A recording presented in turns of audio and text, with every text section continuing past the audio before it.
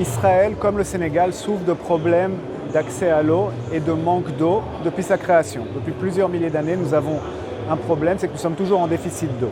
Pour combler ce déficit, il y a bien sûr la technologie, mais un des aspects qui a été le plus important pour nous, ça a été de développer une réglementation qui gère la question du traitement des eaux et de la réutilisation des eaux usées.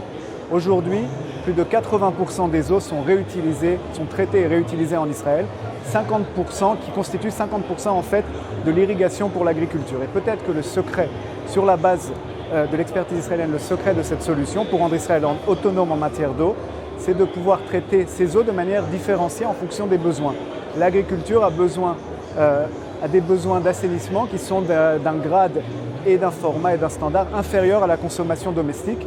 Donc tout a été fait pour, en fonction des besoins, réutiliser les eaux et les purifier en fonction des nécessités. Par exemple, réutiliser pour l'eau, pour l'utilisation, la production agricole pour l'alimentation animale nécessite un standard qui est inférieur à celui qui est utilisé pour la consommation de fruits par l'être humain.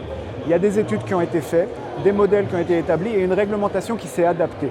Et aujourd'hui, à côté de l'innovation, la réglementation est un moteur pour toutes les questions d'assainissement et pour les questions de gestion des eaux. Nous avons l'autorité de l'eau, l'autorité nationale de l'eau, qui a pour charge justement de faire ces études et de développer la réglementation en la matière. La réglementation fait vraiment partie du secret.